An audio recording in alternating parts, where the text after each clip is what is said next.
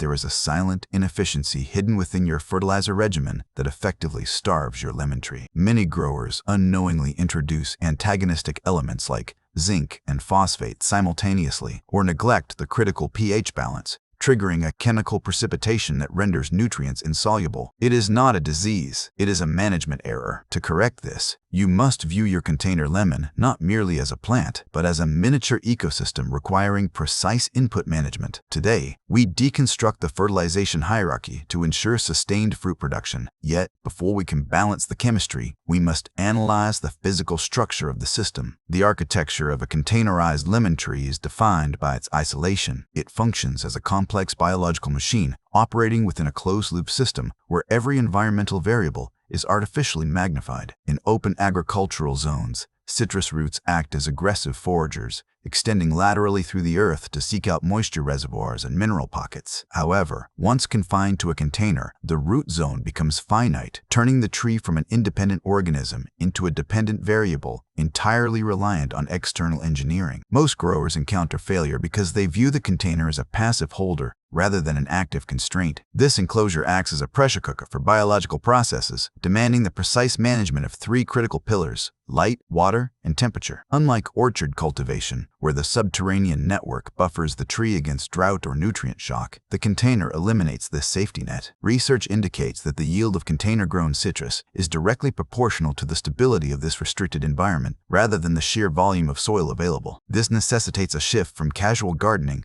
to high-frequency systems management. The foundation of this management begins with the selection of the biological hardware itself. For high-density container systems, the flying dragon rootstock serves as the industry standard for size regulation. It is recognized as the sole true dwarfing rootstock capable of capping the tree's vertical growth between 4 and 8 feet. This genetic constraint ensures that the metabolic energy of the tree is directed toward fruit production rather than vegetative expansion, making the system manageable within a domestic perimeter. The second phase involves the artificial manipulation of environmental inputs. You are tasked with manually balancing these elements to mimic a subtropical terroir within a few square feet. This requires a complete shift in perspective regarding the vessel itself. Unglazed terracotta pots can act like wicks, drawing moisture from the soil and accelerating evaporation, leading to stressful wet-dry cycles. In contrast, glazed or sealed pots create a hydraulic barrier, ensuring that water is primarily lost through plant transpiration. Implementing a drip irrigation system offers a sophisticated method for ensuring consistency, delivering precise volumes directly to the root zone to mitigate the risk of human error. Simultaneously, the system demands the construction of a microclimate for thermal regulation. While citrus trees require a minimum of 6 hours of daily sunlight, the intensity of direct midday sun in a pot can be detrimental. Strategic placement is critical, positioning the tree to capture gentler morning sun while benefiting from afternoon shade to prevent scorching. Studies on controlled environment agriculture demonstrate that limiting these variables often allows for higher fruit density, provided the inputs are perfectly synchronized. The anticipation of a harvest builds not from luck, but from the realization that controlling these constraints transforms the tree from a struggling survivalist into a high-output producer. With the system architecture defined and the biological parameters set, the immediate priority shifts to the physical medium that supports this machinery. However, the most common error occurs here, as the generic material found in garden centers is fundamentally ill-suited for this task. Standard potting soil is chemically and structurally inadequate for the high metabolic demands of citrus cultivation, often sealing the fate of the tree before the first season concludes. In a containerized environment, generic soil mixes inevitably collapse under the weight of repeated saturation, eliminating vital air pockets and forming a dense, impenetrable sludge. This compaction creates a hostile environment where the root system suffocates, leading to widespread hypoxia. The lemon tree demands a paradoxical medium, a substrate capable of retaining consistent moisture levels for hydration, yet possessing the hydraulic conductivity to evacuate excess water immediately. This balance is the primary defense against root asphyxiation. When the medium is too dense, water stagnates within the vessel, displacing oxygen and fostering anaerobic conditions where root rot pathogens thrive. Conversely, a mix that is too porous acts like a sieve, allowing water to flush through the system too rapidly, causing drought stress and leaching essential nutrients before they can be chemically bound to the root zone. The solution lies in engineering a substrate that mimics the drainage of a sandy loam while retaining the nutrient density of rich compost. To resolve this hydraulic conflict, one must utilize a calculated ratio of ingredients, specifically balancing peat moss against perlite. Peat moss serves as the moisture reservoir, holding water within its cellular structure to maintain turgidity during dry periods. However, peat alone is prone to compression. To counteract this, perlite is introduced as a structural aggregate. These granules of expanded volcanic glass force open permanent macropores within the soil column. These voids are engineered channels that facilitate aggressive drainage, ensuring that gravity can pull standing water away from the delicate feeder roots. Detailed analysis of soil porosity reveals that citrus roots function less like static anchors and more like oxygen-hungry organs. They require high oxygen exchange rates at the root zone to drive the active transport mechanisms responsible for nutrient uptake. Without these air-filled pores, the plant cannot expend the energy required to pull minerals from the soil solution. The incorporation of worm castings further refines this matrix. Acting as a biological inoculant, the castings introduce a legion of beneficial microorganisms and enzymes that colonize the rhizosphere. This microbial army breaks down organic matter into plant-available forms, enhancing root efficiency without increasing the bulk density or risk of compaction associated with heavy manures. Chemistry is the final variable in this substrate equation. Agricultural lime is added not merely as a fertilizer, but as a critical chemical regulator. Research confirms that lime adjusts the soil's pH level to create an optimal growing environment specifically for citrus lemon trees, helping to prevent nutrient deficiencies. It counters the natural acidity of the peat moss to create the slightly acidic environment necessary for optimal ion exchange. If the pH drifts too low or too high, specific nutrients become chemically locked out, rendering them invisible to the plant regardless of fertilizer application. The lime ensures that the electrical charges within the soil allow for the free flow of cations like calcium and magnesium into the root system. The critical realization is that the substrate is not merely dirt gathered from the ground. It is a carefully engineered matrix designed to balance hydraulic conductivity with moisture capacitance. Viewing the substrate as a passive holder is a fundamental error. It is an active regulator, a barrier that stands between the delicate root system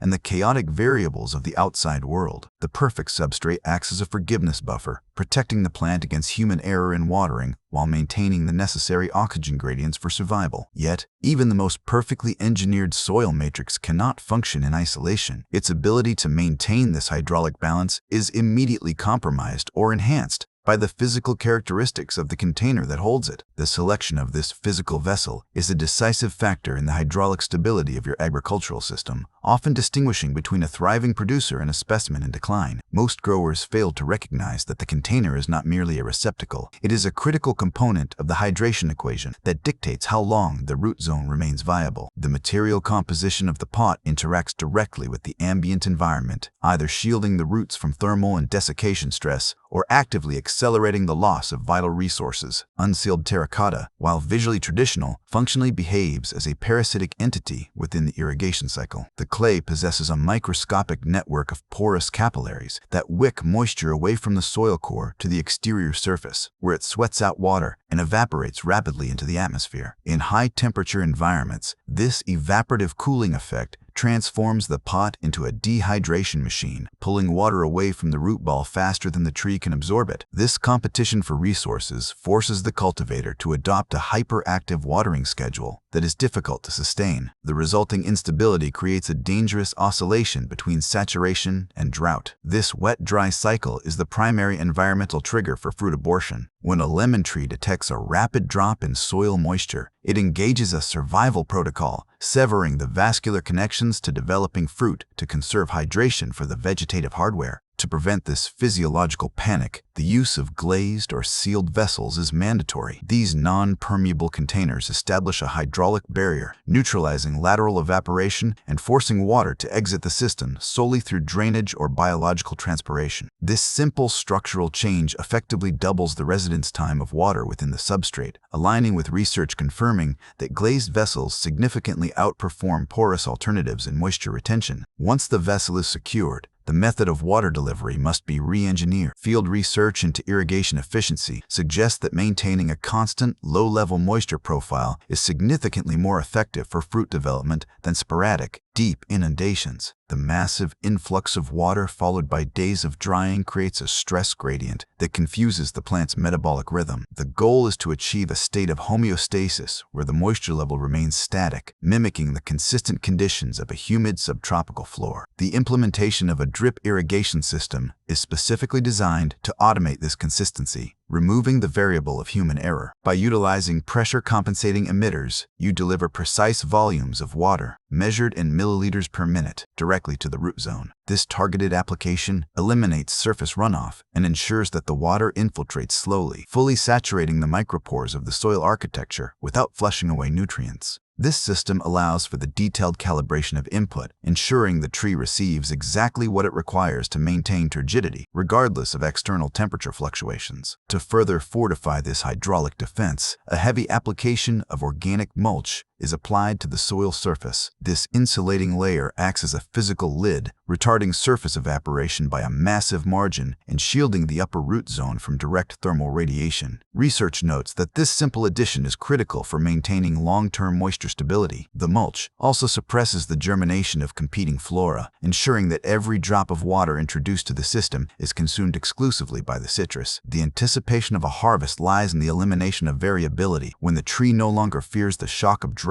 it redirects its energy reserves toward the maturation of fruit. By sealing the vessel material and automating the liquid input, the hydraulic system transitions from a volatile risk to a calculated constant. The roots are now suspended in a stabilized environment, free to uptake resources without interruption. With the hydration equation solved, the system must now address the primary energy source that drives photosynthesis, acting as the catalyst for the entire operation. Light acts as the primary fuel for the photosynthetic engine, converting carbon dioxide and water into glucose. However, in the high-stakes environment of container citrus culture, an uncontrolled excess of solar radiation functions less like a battery charger and more like a thermal weapon. While the lemon tree requires a minimum of 6 hours of direct sunshine per day, with 8 hours being optimal for maximum yield, the sheer intensity of midday solar radiation in many temperate and arid zones can rapidly overheat the restricted root zone. This thermal spike frequently forces the biological system to shut down metabolic processes to preserve hydration, effectively pausing the production line you are attempting to optimize. The central challenge is to maximize photon absorption for energy synthesis, while rigorously mitigating the thermal stress that inevitably accompanies peak solar exposure. In a natural orchard setting, the earth acts as a massive insulating heat sink, dissipating solar energy and keeping the root ball at a stable subterranean temperature. A container system lacks this geothermal buffer. Consequently, the pot behaves like an isolated thermal capacitor, accumulating heat energy until the internal temperature of the substrate exceeds the biological threshold for root function. When this occurs, the tree enters a survivalist state, closing stomata to prevent moisture loss and halting the very growth you are trying to induce. Strategic positioning is the first line of defense in this varying thermal landscape. Research indicates that for potted lemon trees, exposure to full sun all day long, especially in regions with intense summer heat like Southern California,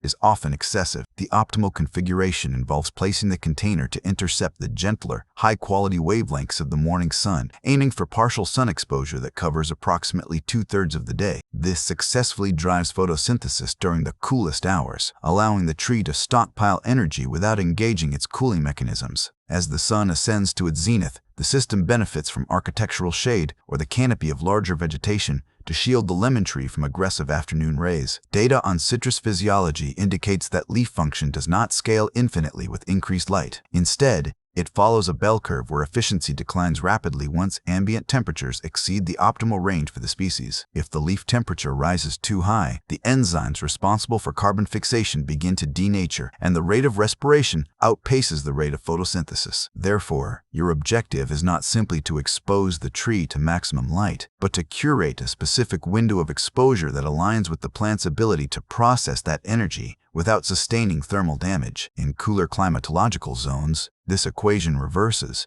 demanding the mechanical amplification of light and the retention of heat. Here, the The application of greenhouse domes or transparent polycarbonate shields is critical. These structures allow shortwave solar radiation to penetrate and warm the canopy, while the material blocks the escape of long-wave infrared radiation. This creates a localized thermal pocket, effectively trapping heat and raising the microclimate temperature to mimic a subtropical environment. This intervention extends the viable growing season, keeping the metabolic engine running long after the external season has collapsed. Microclimate optimization also necessitates a strict audit of the container's thermal properties. Dark-colored vessels, specifically black nursery pots or slate-colored ceramics, act as aggressive solar collectors, absorbing radiation and conducting it directly into the soil matrix. This process can raise the soil temperature to levels that literally cook the delicate feeder roots responsible for nutrient uptake. In high-exposure sites, wrapping the container in reflective materials or painting the exterior white is a mandatory protocol to deflect radiation. The realization builds that light management is, in practice, heat management, requiring a delicate balance between necessary exposure and lethal accumulation. Mastering the photonic input ensures the tree possesses the caloric energy required to ripen fruit without succumbing to thermal exhaustion. You are essentially balancing the accelerator of light against the brakes of heat stress. However, even with the energy systems perfectly calibrated and the engine running at maximum efficiency, the process is futile without the specific raw materials needed to build the harvest. Energy production serves no purpose unless it can be paired with a precise chemical input, transforming the discussion from physics to the volatility of chemistry. Fertilization is not a simple addition of mass. It is a complex chemical reaction where timing and compatibility dictate absorption. Many cultivators operate under the misconception that the soil acts as a passive stomach, capable of digesting whatever compounds are introduced regardless of their concentration or combination. This is a fundamental error. The root zone is a chaotic arena of electrical charges and ionic bonds, where nutrients compete for entry into the vascular system. Understanding this invisible chemistry is the only way to convert raw inputs into tangible yield. Citrus trees are classified as heavy feeders, possessing a metabolic appetite that outpaces almost any other containerized fruit species. To sustain the production of dense, oil-rich foliage and structurally complex fruit, the tree exhausts vast quantities of nitrogen,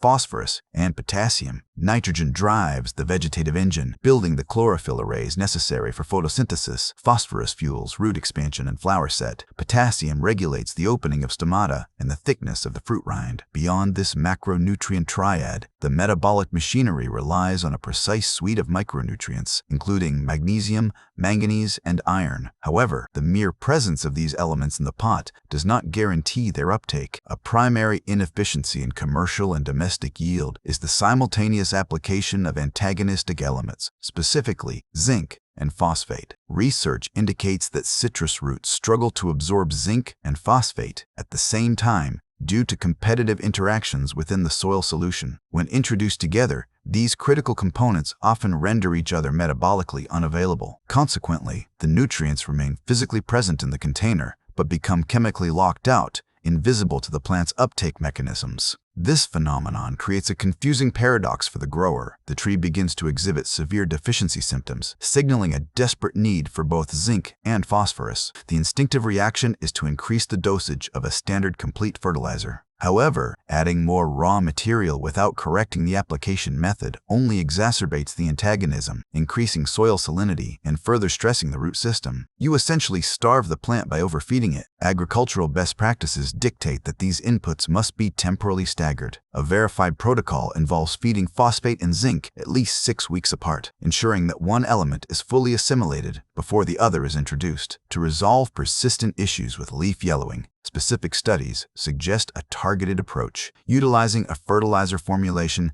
specifically devoid of phosphate but enriched with zinc and manganese. This allows the tree to uptake the necessary micronutrients without the interference of macronutrient competition. Furthermore, the use of chelated nutrients serves as a molecular shield. By wrapping the metal ion, such as iron or zinc, in an organic molecule, the chelate neutralizes its electrical charge, preventing it from reacting with other elements in the soil. This protective claw allows the nutrient to slip past the chemical hurdles of the substrate and arrive at the root hair ready for absorption. Observation of leaf color provides the data feedback loop necessary to audit this system. The lemon tree writes its health status on its foliage. A uniform yellowing suggests a nitrogen shortage, but a condition known as interbinal chlorosis serves as a more specific alarm. Here, the veins of the leaf remain a deep, vibrant green, while the tissue between them fades to pale yellow. This is the hallmark of micronutrient lockout, signaling that while the vascular highways are intact, the chemical catalysts required for photosynthesis are missing. The anticipation of a harvest grows as we understand that preventing this lockout is significantly more effective than blindly increasing dosage. A synchronized nutrient regime respects the chemical hierarchy, ensuring that every ounce of fertilizer is metabolically available to the tree. By separating antagonists and utilizing biological buffers, you transform the soil from a battleground into a delivery system. As the growing season concludes and the metabolic rate slows, the system faces its greatest threat. The challenge shifts from chemical management to environmental survival, as the tree must be relocated from its natural exterior habitat to a setting that is biologically hostile. The relocation of a citrus specimen from an exterior growing zone to an interior living space represents a catastrophic ecological shift. You are moving a biological organism from a resource-rich environment into a sterile, arid desert where the atmospheric conditions are actively hostile to plant life. This transition is frequently the specific point of failure for the entire annual cycle, as the lemon tree struggles to adapt to a sudden inversion of light intensity and humidity levels. The immediate physiological response is often a dramatic shedding of foliage, known as leaf abscission, as the tree attempts to lower its metabolic requirements to survive the shock. Modern habitation presents a unique challenge in the form of central heating systems. While the biological requirement dictates a minimum temperature of at least 40 degrees Fahrenheit throughout the winter to ensure survival, the method of maintaining this heat is critical. Radiators and forced air vents function as aggressive dehydrators, stripping moisture from the air and lowering the relative humidity to levels that rival the Sahara. Consequently, the tree must be positioned away from these direct heat sources. In this desiccated atmosphere, the transpiration rate of the leaves accelerates, pulling water from the root system faster than it can be replenished. While the tree struggles to maintain turgidity, this dry, warm environment creates the perfect incubation chamber for the citrus grower's most persistent enemies. In an outdoor setting, pest populations are naturally suppressed by environmental factors. Rain acts as a hydraulic cleansing agent, physically washing colonies off the foliage, while predatory insects maintain a biological balance. Once the tree crosses the threshold into the home, these natural checks are eliminated. Without predation or precipitation, the reproductive cycle of common indoor pests, specifically spider mites, scale insects, aphids, and whiteflies, becomes exponential. Entomological data confirms that in dry, heated interiors, a small, undetectable population can expand into massive colonies capable of causing systemic chlorosis within weeks. The absence of ultraviolet radiation further emboldens these pests, allowing them to colonize the upper canopy without restriction. Countering this threat requires the artificial reconstruction of the microclimate. The priority is to re-establish a zone of localized humidity that buffers the foliage against the drying effects of forced air heating. The deployment of pebble trays filled with water creates an evaporative field directly beneath the canopy, raising the ambient moisture level for the leaves without saturating the soil. However, for larger specimens, the use of an ultrasonic humidifier is often required to maintain the 50% relative humidity necessary to keep the stomata functioning. The defense protocol shifts from environmental management to active chemical suppression. Vigilance becomes a daily requirement, necessitating the routine inspection of the abaxial surface, the underside of the leaves where soft-bodied pests prefer to congregate. Because the indoor environment lacks natural predators, you must assume the role of the exterminator. The application of insecticidal soap or neem oil serves as the primary barrier method.